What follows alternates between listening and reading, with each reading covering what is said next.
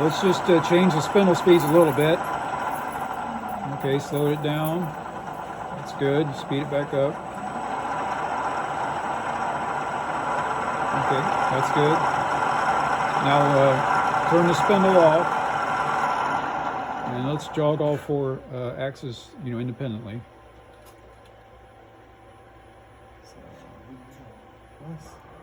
Okay, X. Good.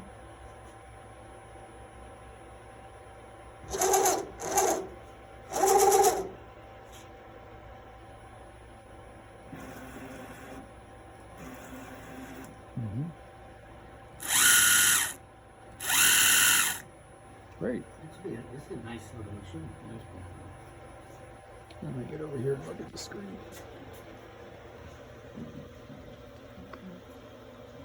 So.